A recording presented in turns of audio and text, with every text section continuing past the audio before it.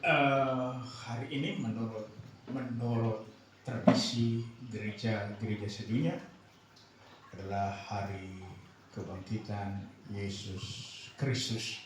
Walaupun itu tidak benar menurut Alkitab, ya. Tetapi kita hanya mengalir melalui tradisi gereja yang sudah berlangsung berabad-abad. Nanti sebentar selesai materi pokoknya, kita akan berdiskusi dikit tentang Paskah dan kebangkitan dari Yesus Kristus. Oke, hari ini kita akan lanjut ke materi yang minggu lalu. Kita fokus yang materi intinya adalah 4 roh penjagal pelayanan gereja. Ya, 4 roh penjagal pelayanan gereja. Gereja mainstream terputar-putar, cuma habis dikibulin oleh 4 roh penjagal ini supaya gereja tidak maju-maju. Gereja hanya sibuk sekali dengan ornamen-ornamen gereja, pernak-pernik keindahan gedung gereja. Ya, jemaat dipenjarakan untuk tidak memaksimalkan karunia-karunia yang Tuhan Yesus sudah berikan. Ya, gereja abaikan ini. Ya. Ada banyak orang Kristen yang tidak memahami apa itu karunia dan talenta. Kedengarannya mirip-mirip, tetapi ini berbeda. Ya, nanti kita akan membahasnya khusus tentang karunia.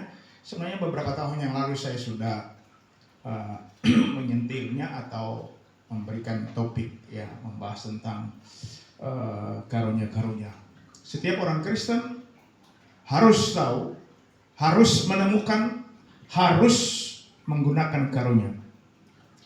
Kalau enggak, orang hanya jadi Kristen bonsai, Kristen tanpa guna, Kristen invalid bagi Kristus.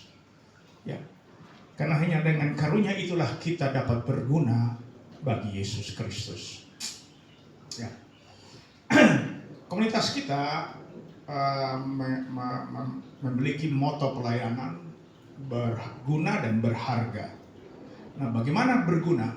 Kita harus mengoptimalkan karunia-karunia yang Tuhan Yesus berikan. Ya, jadi ini hanya selingan. Talenta, bakat itu bawaan lahiriah secara genetik, biologis. Tetapi kalau karunia itu perolehan karena kasih karunia ketika kita dilahirkan kembali. Ya, kita mengalami reborn, lahir baru, ya, lahir kembali oleh Yesus Kristus. Setiap anak pasti diberikan karunia. Ya. Oke. Mari kita akan baca Wahyu pasal 2 ayat 17, ya. Karena kita sedang fokus untuk membahas bagaimana ada roh-roh penjagal yang menggerogoti pelayanan gereja, yang menahan orang-orang percaya untuk tidak maksimal berguna bagi Yesus Kristus. Ya. Roh-roh ini hanya membuat gereja lebih berpikir bagaimana pernak-perniknya, bagaimana melakukan euforia dalam pelayanan, sebenarnya bukan pelayanan. Oke. Ini ada kasus yang diangkat dalam cerita Alkitab. Itu tercatat dalam Wahyu 2 ayat 18 sampai 29. Ya, kita akan baca bersama-sama atau yang pastinya bergiliran. Ya, bergiliran. Ya. Mungkin itu lebih tepat menurut Pak Erik. Jadi saya habis itu mulai dari ini Elger ada tersungkur. Jadi saya membaca ayat 18 Lalu Eljar atau Messi akan lanjut ke 19 dan terus putar. Ya, firman Tuhan kepada jemaat di Tiatira ayat 18, dan tuliskanlah kepada malaikat jemaat di Tiatira, inilah firman Anak Allah yang matanya bagaikan nyala api dan kakinya bagaikan tembaga. Eljar. Aku tahu segala pekerjaanmu, baik kasihmu maupun imanmu, baik pelayanmu maupun ketekunanmu. Aku tahu bahwa pekerjaanmu yang akhir lebih banyak daripada yang pertama. Lanjut.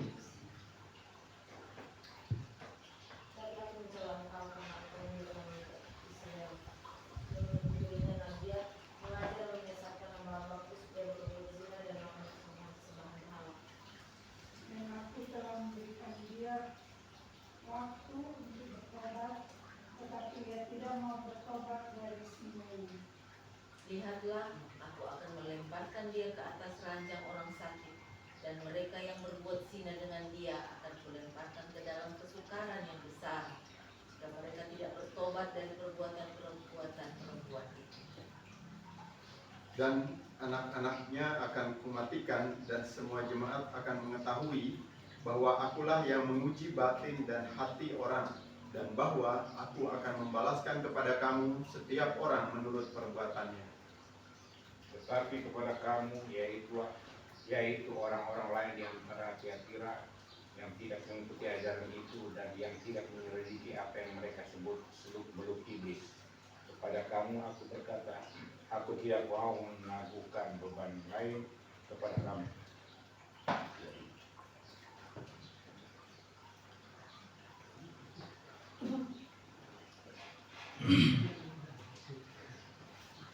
Tetapi apa yang ada padamu, peganglah itu sampai aku datang. Dan barang siapa menang dan melakukan pekerjaanku sampai kesudahannya, kepadanya akan kukaruniakan kuasa atas bangsa-bangsa, Dan ia akan memerintah mereka dengan tongkat besi. Mereka akan diremukkan seperti tembikar tukang periuk, sama seperti yang kuterima dari Bapakku. Padanya akan kukaruniakan hutan Libur.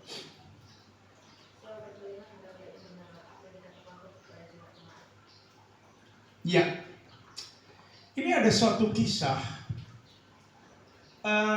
firman Yesus Kristus kepada jemaat di Asia Kecil. Jemaat itu disebut jemaat Tiatira. Ya. Ada beberapa jemaat yang dikisahkan dalam Wahyu pasal 2 dan pasal 3 sampai pasal 3 ya. Tapi hari ini kita fokus, ada cerita menarik. Ya. Karena ini lanjutan topik bahasan kita dari minggu lalu. Minggu lalu itu sudah dibahas tentang Ahab, ya, roh zona nyaman, roh jaim, roh greedy. Ini roh serakah, ini roh Ahab. Ya.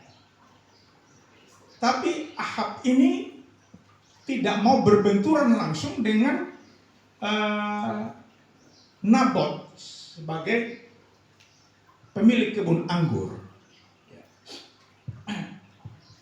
Nah, kalau saya mau menggunakan term alegoris, ya. Jadi kalau di dalam dunia teologi itu ada yang sistem tafsirnya alegoris, ya. Ibarat, ya.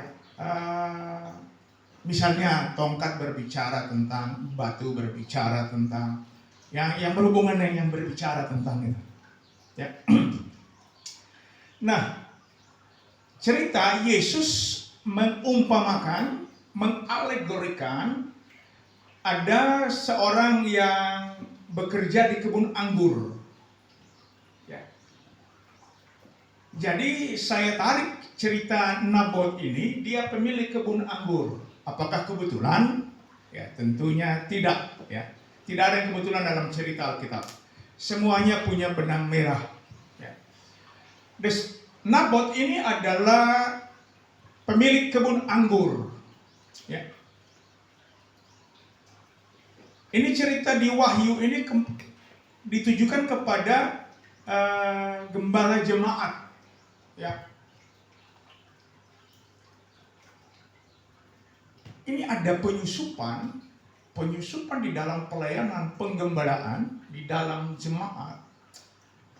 Ada roh Isabel.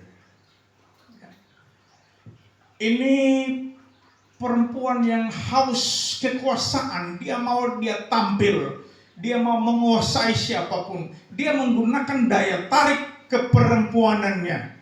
Saya tidak menyebut wanita karena yang lebih tepat perempuan. Ini roh perempuan, bukan roh kewanitaan. Ya. Dalam versi terjemahan Indonesia, terjemahan lama, versi terjemahan lama itu dia pakai perempuan. Ya. Jadi ada roh perempuan, ya, karena Isabel itu hidup diceritakan di satu raja-raja 16 ya, satu raja-raja 16 ya. Itu fisik perempuannya. Tetapi yang ada dalam gereja yang di Tiatira ini roh perempuan. Ya. Nah, roh perempuan menyusup masuk untuk mengacaukan pelayanan gereja, untuk menghambat laju pelayanan di jemaat di Tiatira. Coba saudara perhatikan, ini ceritanya awalnya Tuhan menguji. Ya. Aku tahu segala pekerjaanmu, baik kasihmu maupun imanmu, baik pelayananmu maupun ketekunanmu. Aku tahu bahwa pekerjaanmu yang terakhir lebih banyak daripada yang pertama.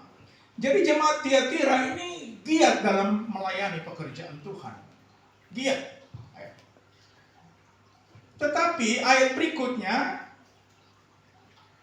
Yesus mengatakan, aku mencela engkau karena engkau membiarkan.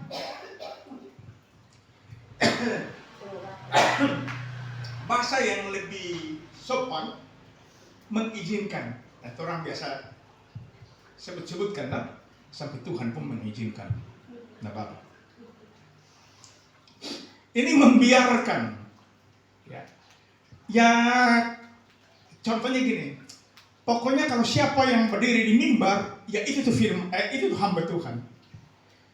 Kasih biar saja. Kita tidak mau selektif lagi, kita tidak mau menyaring lagi. Yang penting berdiri di mimbar dengan sebutan pendeta kah, hamba Tuhan kah, gembala kah, penginjil kah, silakan jalan. Jadi tidak ada kemampuan filterisasi lagi siapa yang harus mengajar, siapa yang harus didengarkan. Bisa tangkap ya? Sehingga gereja sering jebol. Mimbar-mimbar gereja sering digunakan untuk menyampaikan roh Isabel ini.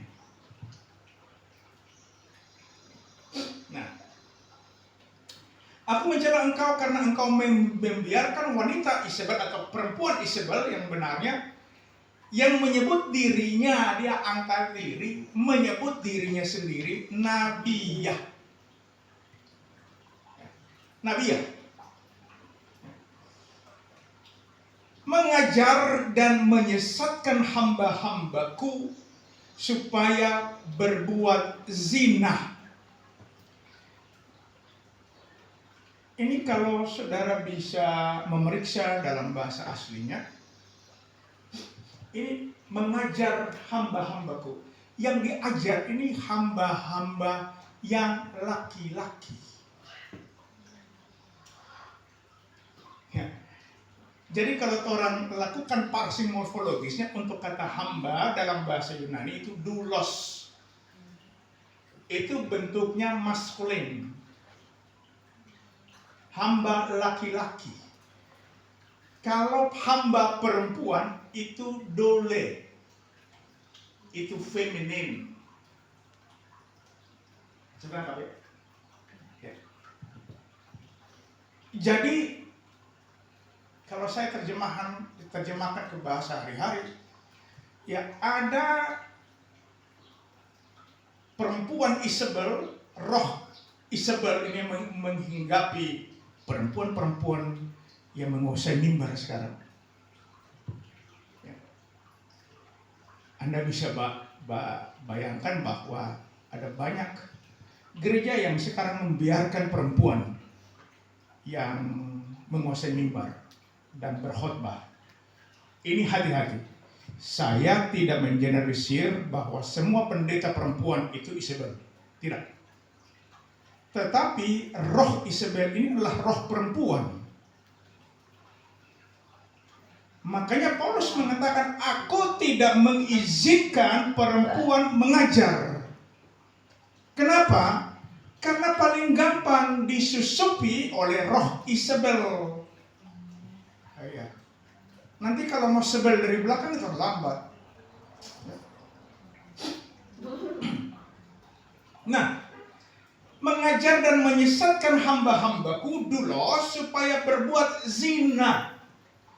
Nah, dalam bahasa Yunani, ya kemarin saya masih cukup panjang lebar bicara dengan Ibu Rohani Ibu Riri tentang istilah zina. Ini terjemahan yang tidak tepat, ya, atau keliru lah. Berbuat zina harusnya diterjemahkan berbuat cabul. Ada beda zina dengan cabul.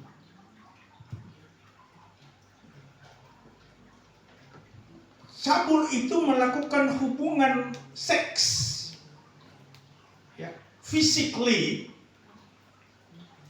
secara bebas, ya. Itu tidak diikat oleh pernikahan. Itu cabul.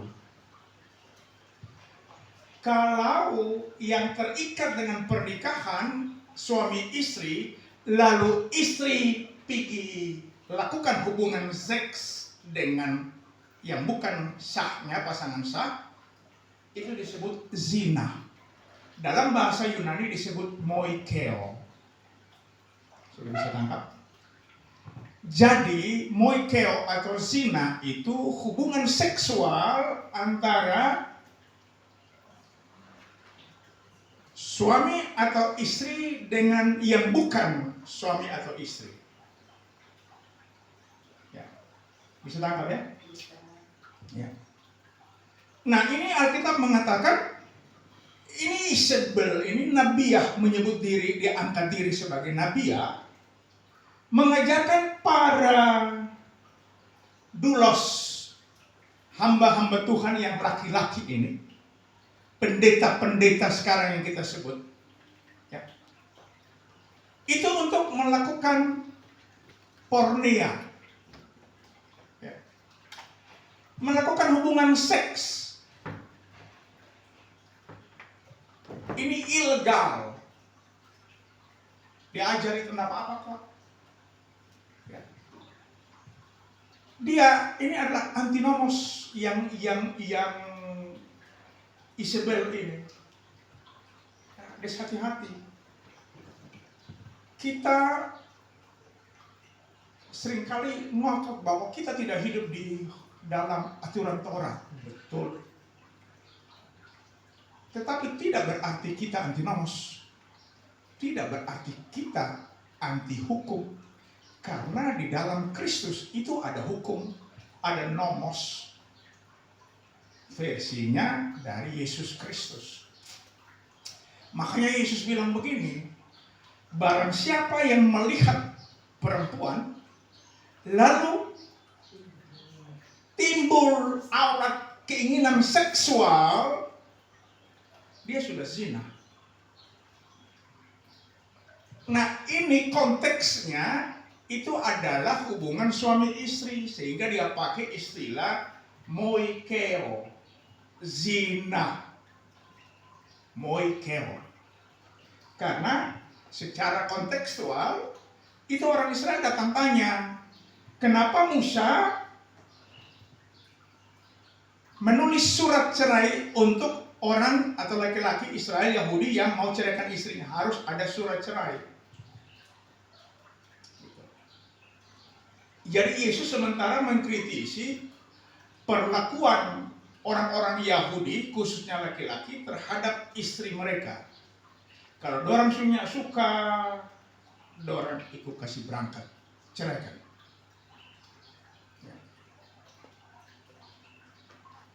Jadi Tuhan Yesus bilang, hati-hati, barang siapa melihat perempuan dan timbul hasad, seksnya itu sudah zina, itu moikeo. Lihat saja, sudah zina. Nah, ini di Wahyu Tuhan Yesus bilang, ada perempuan yang masuk melayani, menguasai mimbar. Dia ini perempuan yang gila kekuasaan. Dia akan menggunakan segala macam cara untuk berkuasa atau menguasai. Kata Isabel dalam bahasa aslinya itu artinya tidak bersuami. Bahasa Venesia, tidak bersuami.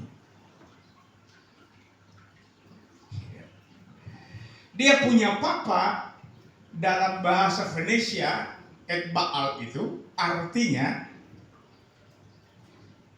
serupa dengan Baal, Nabi Baal. Itu sesembahan berhala.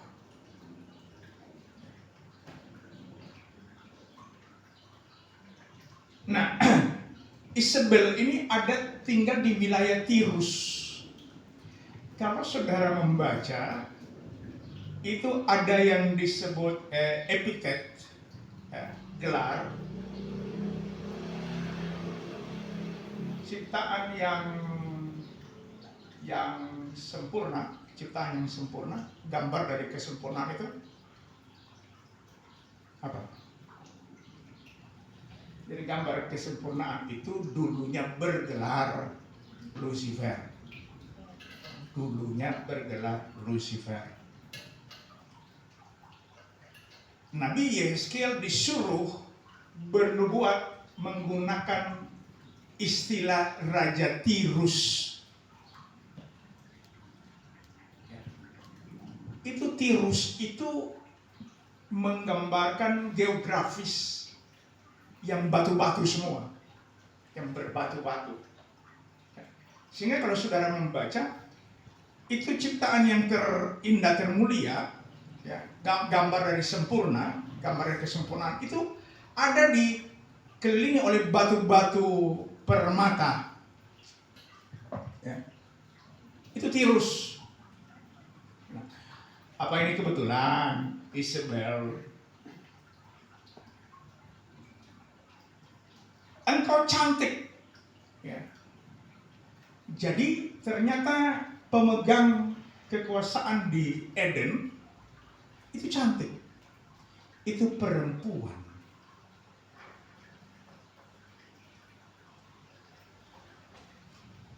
Betul tak? Hanya perempuan yang bikin takut Pak Petrus.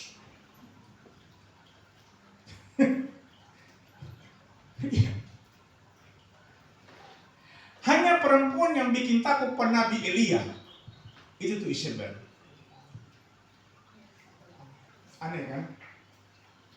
Itu nabi-nabi gunung dan nabi-nabi apa lagi itu?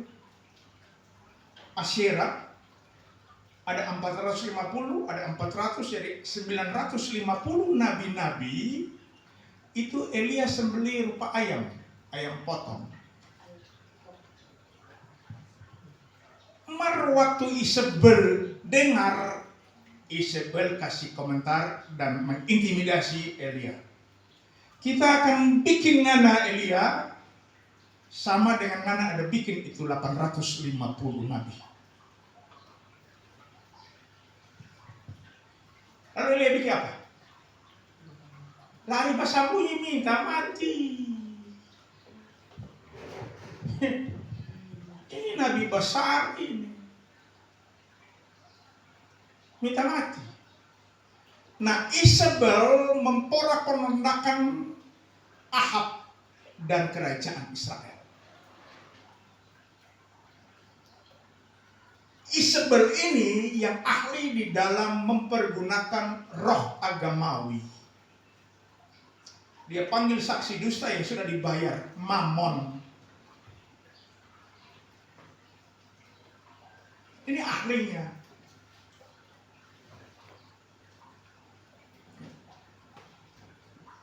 Jadi dengan kecantikan daya tariknya, daya pikatnya, dia masuk ke dalam gereja di Tiatira, jemaat di Tiatira. Jemaat ada tekun belajar, memang ada tekun melayani, ada tekun, tapi dorang Alkitab mengatakan membiarkan Isabel, roh perempuan berdiri dan mengajar para dulos, yang laki-laki semua. Boleh kok makan persembahan berhala, makanan yang sudah dipersembahkan kepada berhala boleh. Lakukan pornea boleh. Ya. Cabul boleh. Bahasanya begini, asik kok manusia selamat. Kan ada ajaran sekali selamat tetap selamat. Jadi sapu yuk. Makanan sedap itu tinurang saya campur darah. Sedap itu, sapu yuk. Selamat kok. Nah, ini disebut antinomos, anti hukum Yesus Kristus. Bahaya ini. Ya. Bahaya. Nah, ini dia mempengaruhi Isabel ini dengan kecantikan, daya tariknya luar biasa, dia bujuk rayunya hebat. Ada mau protes, bro? Ketua kaum pria aja nih. Ya, ketua kaum bapak tak boleh. Dia ikut kasih jabatan, kenapa man? Itu cara Isabel bekerja. Dia membungkam orang-orang yang vokal dalam kebenaran. Dia membungkam. Itu keahliannya. Bujuk rayunya. Kemudian kalau kita baca terus, dan aku telah memberikan dia waktu untuk bertobat, tetapi ia tidak mau bertobat dari zinahnya. Nah, lihatlah aku akan melemparkan dia ke atas ranjang orang sakit dan mereka yang berbuat sinah dengan dia. Ini sinah yang kedua itu disebut moikeo. Ini ada tulis ini. Moikeo, zina. Jadi dia cikiron. Kalau yang penetua masih nyong-nyong yang belum terikat, dia bagi itu pornea. Sapu jo, boleh kuat. Selamat kuat, bagi jo. Nah, ini cara licik iblis. Iblis tidak menggunakan rumus filsafat buatan manusia, nah, dia pakai ayat. Betul tak? Klasik dari Taman Eden kan dia pakai ayat. Tuhan bilang Pak Adam, Yahweh bilang Pak Adam, semua pohon boleh kamu makan kecuali exception, kecuali except, kecuali yang gitu. Nah, dia datang, dia cari titik lemah yang full baper, Hawa full baper.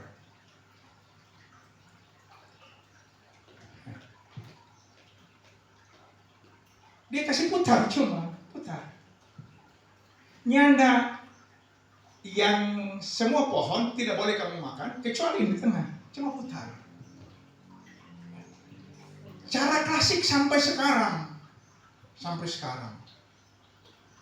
Boleh kok Paskah disebut Jumat Agung. Lalu kebangkitan disebut Paskah. Cuma putar sedikit saja. No problemo. Tapi ini menyesatkan. Ini keluar dari kebenaran, jalur kebenaran. Dan kita tergopoh-gopoh mengatakan amin, haleluya. Nah, ini Isabel masuk ngaku nabiah, mengajarkan para dulos. Ya. Kalau yang perempuan dole, ya. Ini dulos. Ya. Nggak ingat dong. Ya. Dan anak-anaknya akan kumatikan dan semua jemaat akan mengetahui bahwa akulah yang menguji batin dan hati orang, dan bahwa aku akan membalaskan kepada kamu setiap orang menurut perbuatannya. Tetapi kepada kamu, yaitu orang-orang lain di Tiatira, orang-orang lain yang tidak mengikuti ajaran itu dan yang tidak menyelidiki apa yang mereka sebut seluk-beluk iblis. Kepada kamu aku berkata, aku tidak mau menanggungkan beban lain kepadamu, tetapi apa yang ada padamu, peganglah itu sampai aku datang. Barang siapa menang dan melakukan pekerjaanku sampai kesudahannya, kepadanya akan kukaruniakan kuasa atas bangsa-bangsa, dan ia akan memerintah mereka dengan tongkat besi. Mereka akan diremukkan seperti tembikar tukang periuk, sama seperti yang kuterima dari Bapakku, dan kepadanya akan kukaruniakan bintang timur. Ya. Barang siapa menang. Ya. Makanya coba kalau membaca di barang siapa menang dan melakukan pekerjaanku sampai kesudahannya. 1 Korintus 15 ayat 5-8.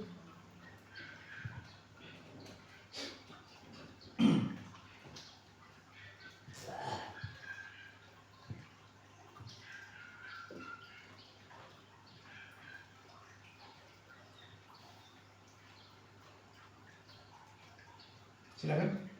1 Korintus 15 ayat 5-8. 15. Ya.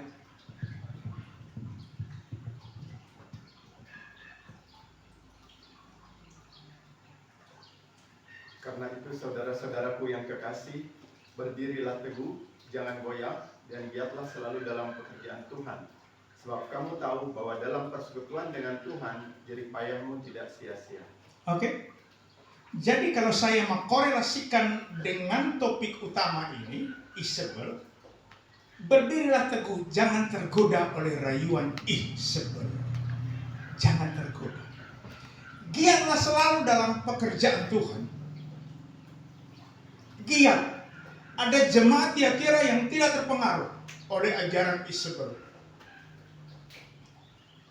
Ya, mereka giat dalam pekerjaan Tuhan karena mereka dijanjikan segala jerih payahmu tidak sia-sia.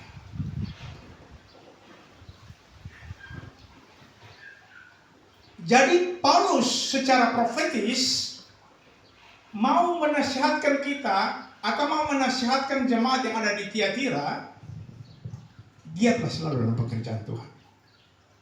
Ya. Ada roh Isabel memang yang menggoda untuk menguasai, tetapi berdirilah teguh. Jangan lemah semangatmu, karena ada upah bagi usaha. Giatlah selalu dalam pekerjaan Tuhan.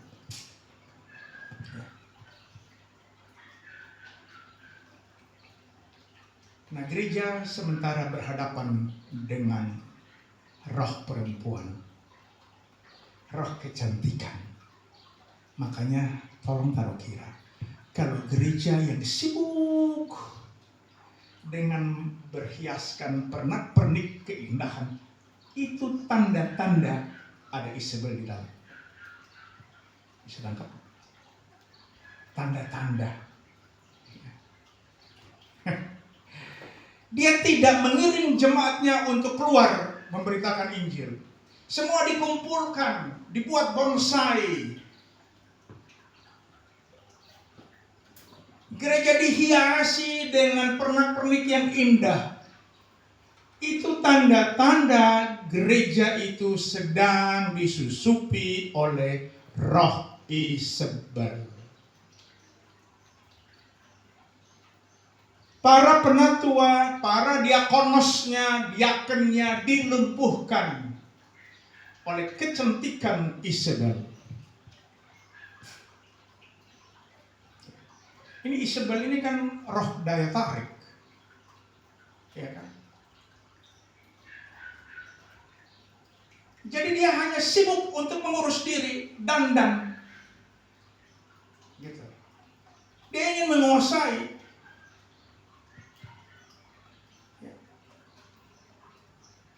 Makanya bahasa asli bahasa Venesia, Isabel itu tidak bersuami. Kenapa? Karena dia melakukan fornication, zina, moikeo, dan apa tadi? Porneia. Porno aksi porno. Nah, Isabel dibunuh oleh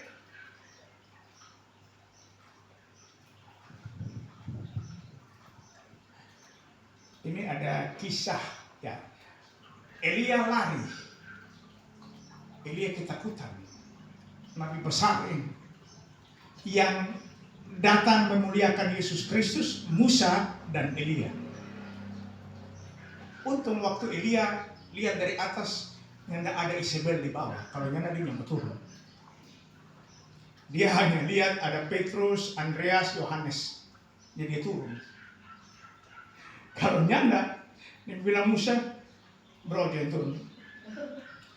Kenapa? Ada Isabel di bawah. Dia yang dusu-dusu ke kita. Dia bikin takut ke kita. Tapi ada satu kepala pasukan pas pampres masa Ahab. Siapa itu? Yang akhirnya dia dilantik jadi raja Israel. Nah, dapat? Itu kepala pasukan ya, namanya Yehu.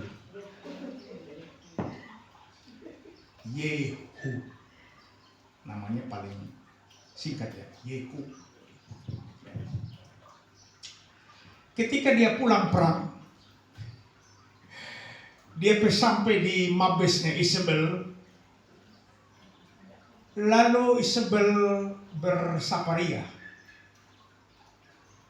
dan ternyata Yehu kan ahli perang strategi. Ditaruh di orang-orang jadi pengawal. Kan biasa ibu suri kan dikawal. Yehu be orang. Isabel lagi pesolek. Memang dia bekerja itu. Untuk apa dia pesolek? Supaya bisa goda siapa lagi. Kan begitu. Dia cantik, no? Ya. Langsung Yehu bilang, siapa yang berpihak kepadaku? Dia bilang di atas, doronglah dia, perempuan ini, dorong. Maka prajurit terlatih mendorong Isabel mati. Jadi saya mau tarik kesimpulan biblikalnya seperti ini. Gereja zaman now yang sementara berpelukan atau dipeluk oleh roh Isabel itu hanya memerlukan seorang Yehu atau para Yehu. Spirit Yehu yang berani mengambil keputusan berisiko. Ya. Isabel tidak sempat curiga Yehu ini adalah mata-mata surgawi. Ya. Isabel masih jadikan Yehu sasaran tembak untuk menaklukkan Yehu. Tapi Yehu membuat keadaan terbalik atau berbalik arah. Ya. Gereja sementara dipikat oleh roh Isabel, roh hedonis, roh yang ingin menguasai siapa saja, roh yang ngurus pernak-pernik, ya, roh pembunuhan karakter. Ini roh Isabel. Iya. Semua dilumpuhkan, mau melayani karunia dilumpuhkan. Fokusnya harus pada kecantikannya. Lihat, orang di gereja kan udah cantik, full asik. Ya, tujuannya full asik supaya jemaat tidur. Asik kan? Nggak perlu belajar kebenaran, full asik. Asik, kalau capek, datang sudah. Lihat indah-indah di dalam, wow. Ini seperti taman Tuhan. Ingat waktu Abraham berpisah dengan Lot? Abraham bilang apa Lot? Pilih Jo. Pilih Jo. Kalau mana pilih ke kiri, kita ke kanan. Dan Lot melayangkan matanya melihat lembah Sodom dan Gomora seperti taman Tuhan, seperti Eden, seperti paradiso. Gereja sekarang telah disulap oleh Isabel seperti taman Tuhan. Untuk apa? Supaya jemaat tertidur pulas, supaya para penatua, diakonos, diaken tertidur. Nggak usah protes lah. Nggak usah apa yang dia buat, sudah semantap itu. Iya kan? Kita melakukan teletabis, berpeluk-pelukan, walaupun tidak kudus, walaupun pelukan ini adalah pelukan manipulasi. Isabel ini adalah roh manipulator. Dia taklukkan Ahab dengan kecantikannya, lalu dia bilang, Ahab, gampang nanti kita atur. Ngana tinggal perlu tanda tangan. Konsepnya kita bikin jadi tanda tangan belengkok. Tuh tahu? Kan Isabel punya otak semua, dia tahu. Kalau mau atur tuh kebun anggur Nabot, kalau mau atur tuh gereja A pindah kemari, gampang kok. Tanda tangan Jo. Nanti kita isi di konsep. Nanti kita atur di teks. Yang penting ada tanda tangan. Sah itu. Ya. Makanya lihat, jemaat yang tidak punya pengetahuan yang benar, yang tidak cukup benar, kira-kira begitulah. Gampang pindah. Khotbah terlalu keras. Nggak cocok dengan kita punya baper. Nggak pas. Mana sekarang ada khotbah dari mimbar yang menemplak dosa, hidup dalam kebenaran, dalam kekudusan, berkata benar, pikir yang benar, lakukan kebenaran. Coba cari saja. Ya. Mereka ini tidak bebokan oleh pernak-pernik keindahan dalam gereja. Ya,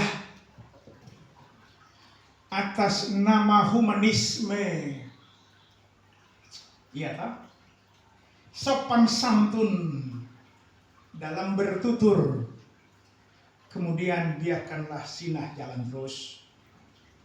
Ya.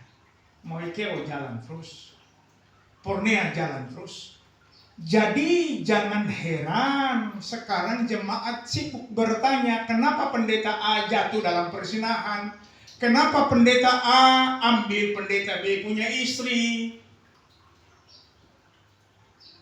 Ya kan?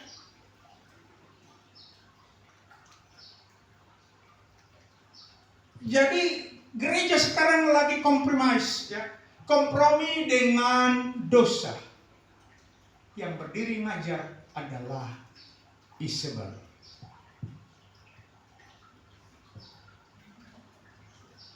Mari kita tekun belajar kebenaran firman Tuhan. Ya. Karena hanya Yesus Kristus dan kebenarannya yang mampu memporak-porandakan segala tipu muslihat daripada roh perempuan ini. Jadi sekali lagi saya mau tegaskan, ketika saudara, Bapak, Ibu melihat gereja hanya sibuk dengan pernak-pernik keindahan fisik, maka ada indikasi roh Isabel lagi masuk. Ya.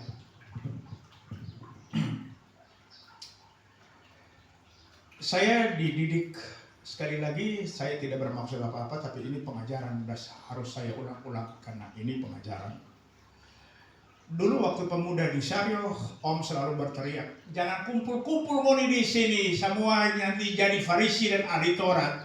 Kau tunggu-tunggu kapan mau kudeta, paniki semua. Keluar.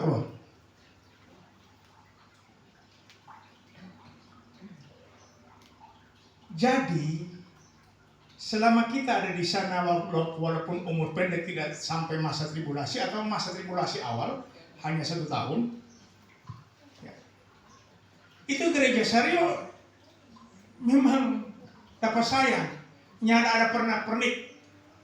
Sekarang masuk di Syarioh coba,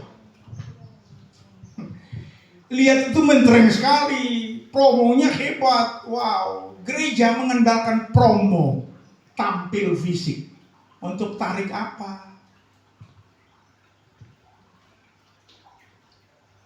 Gereja sudah tidak mengutus jemaatnya keluar memberitakan Injil.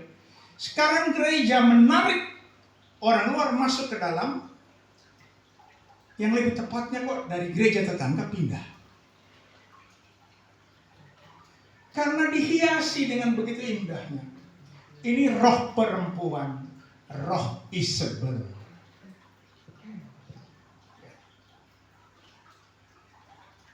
Jadi marilah kita waspada. Ya. Kita harus tahu apa yang sudah diberikan Tuhan Yesus. Karunia-karunia itu untuk memperlengkapi pelayanan misi gereja. Ya, hati-hati dengan roh perempuan atau roh Isabel. Dia akan mengajarkan kita tidak apa-apa kok. Kan begitu. Tidak apa-apa kok. Ini bahasa yang sangat populer. Dan ini bahasa pembuka yang ampuh untuk dosa masuk. Nyanda apa-apa kok.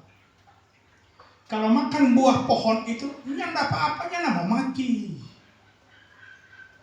Nyanda apa-apa kok. Yang penting kan mimbar masih kita punya. Kan kita yang pengkhotbah utamanya. Nyanda apa-apa kok. Padahal sesungguhnya kalau kita memeriksa kebenaran, kita sementara berada dalam perangkap pengejaran roh Isabel. Sekali lagi, hati-hati. Alkitab, Yesus mengatakan, kamu akan mengetahui kebenaran aletheia, dan kebenaran itu pasti akan memerdekakan kamu. Dan kebenaran yang aletheia itu adalah Yesus Kristus sendiri. Mari kita tekun belajar kebenaran Kristus supaya kita dapat dengan tepat mendeteksi roh-roh Isabel yang lagi tebar pesona untuk menguasai pelayanan gereja. Roh Isabel ini tidak mencari pasangan yang lain, dia hanya mencari Ahab. Bisa tambah ya? Karena ini pasangan paling ideal. Dorang ini simbiosis, mutualisme, saling menguntungkan. Kita perlu beropecat. Isabel bilang kita perlu itu keabsahan, legitimasi raja. Kita perlu validasinya. Kita perlu, nanti kita atur. Mana cukup tanda tangan saja, kita atur. Nah, dari Ahab, karena dia jaim banget, dia hanya sibuk dengan tebar pesona, dia hanya sibuk dengan pencitraan, kita raja bye-bye ini. Kita mau itu kebun, itu jemaat kita mau kita nyana mungkin bisa sabotase. Betul kan? Kita punya harga diri. Kita punya gengsi, prestige. Kita nyana mau tampil vulgar. Kita hanya menggunakan Isabel yang tampil. Inilah yang saya katakan, Ahab dan Isabel berteletabis, saling berpelukan untuk tujuan-tujuan yang menyesatkan. Saya percaya bahwa kita dimampukan untuk mengerti oleh Yesus Kristus yang ada dalam kehidupan kita. Kita diberi kemampuan karena kita telah dipisahkan dari kumpulan-kumpulan yang hedonis, yang hanya mengejar target fisik, jasmani. Walaupun kita sedikit jumlahnya, tetapi kita adalah para militan. Tidak ada Kopassus jumlahnya banyak, tidak ada. Baru namanya pasukan elit, pasukan khusus. Sehingga saya memodifikasi sedikit Kopassus, Korps Pasukan Kristus. Korps pasukan yang diurapi. Kata Kristus itu artinya yang diurapi. Mesaya yang diurapi. Jadi kita adalah Kopassus, anggota Kopassus, anggota Korps Pasukan Kristus, pasukan yang diurapi. Ya. Kenapa kita diurapi?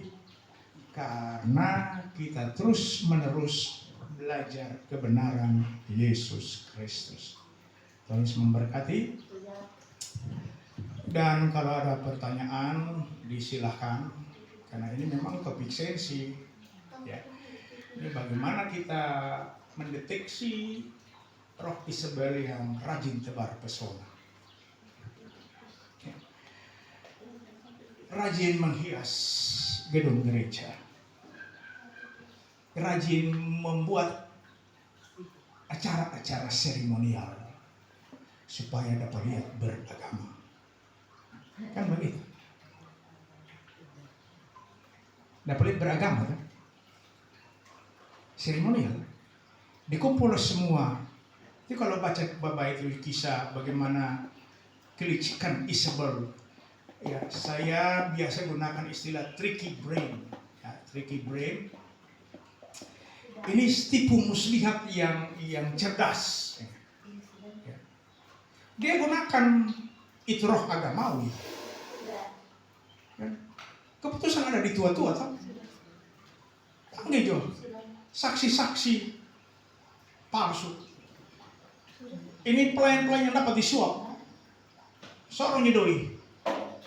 A jadi B, B jadi C. Dan akan bergeser terus. Begitu. Ya. Jadi nanti next time, kapan saja, kita akan masuk lagi bagaimana perang roh agamawi. Karena ini ada 4 roh najis yang menutup 4 mata angin besar pelayanan gereja.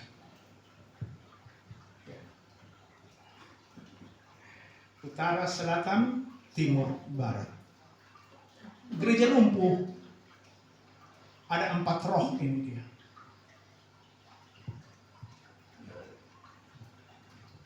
Dan hati-hatilah ya. Hati-hatilah, kita harus tetap belajar firman supaya kita jangan masuk dalam jebakan burung pipit. Dapat lihat bagus, dapat sayang, dapat lihat mematikan. Bisanya seperti bisa kobra, bahkan lebih. Ya. Oke, saya mau bertanya, silakan.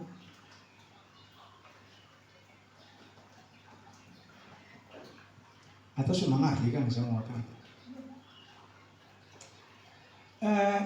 Sambil-sambil saudara cari bahan untuk bertanya, sambil-sambil coba kita lihat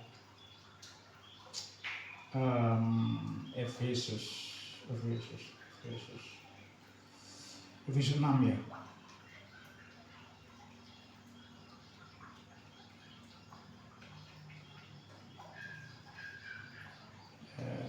Bukan Efesus 6 ya. Ya betul, Efesus 6. Efesus 6.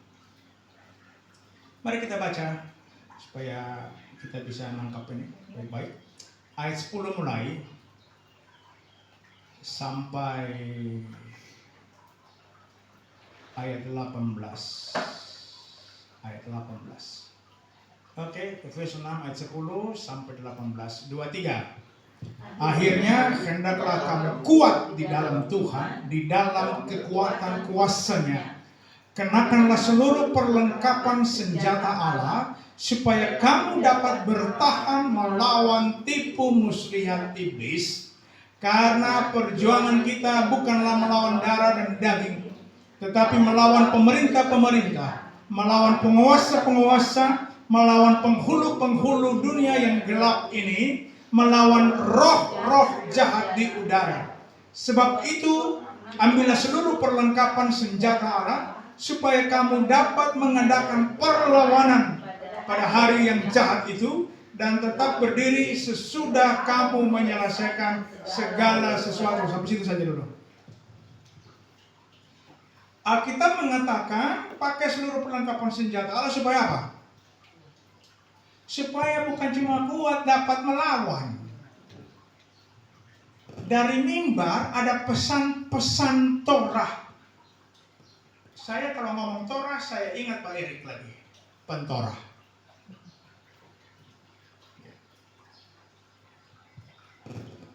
Berdiam dirilah. Nanti Tuhan berperang ganti kamu. Kan begitu, kan biasa begitu. Pentorah begitu. Namanya pentorah. Dari mimbar masih bilang. Jadi for apa pakai ini senjata perang ini dia? Segala kelengkapan senjata Allah. Untuk apa? Untuk berperang toh. Masa supaya pakai habis kom Tuhan? Kita pakailah aku, utuslah dia. Inilah aku, utuslah Pak Erik. Itu Pantora itu. Kan disuruh pakailah selengkap senjata Allah supaya kamu dapat melakukan perlawanan. Betul toh? 1 Petrus 5 ayat 8. Tolong dibaca.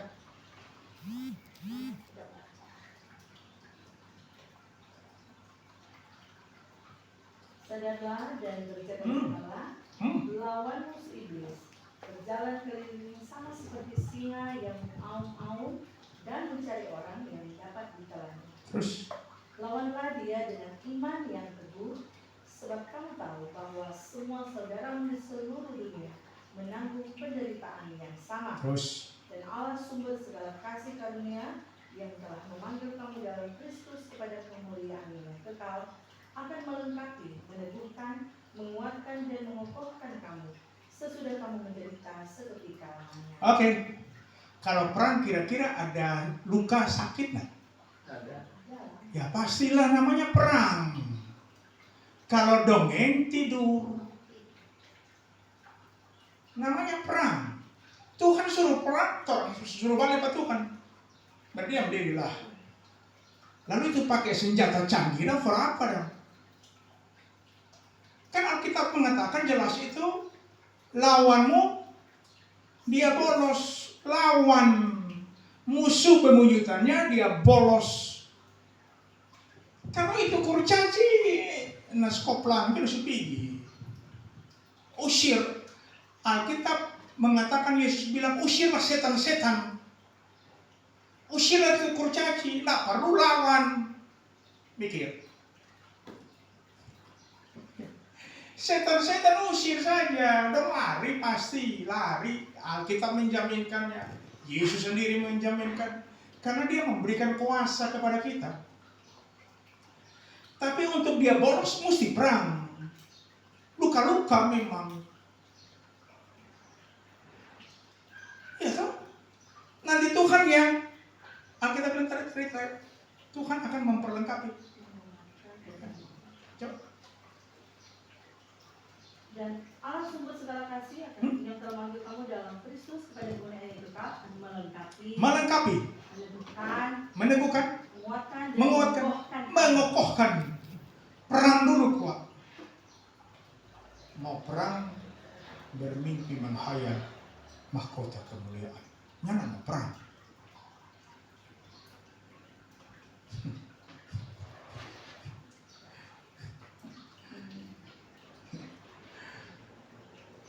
Jadi jangan takut. Tuhan tidak pernah memberikan kepada kita roh ketakutan, tapi roh yang membangkitkan kekuatan, kasih, dan ketertiban. Ya. Oke, kalau sudah dapat pikir, silakan bertanya.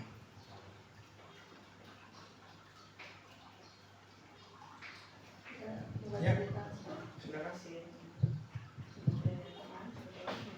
di rumah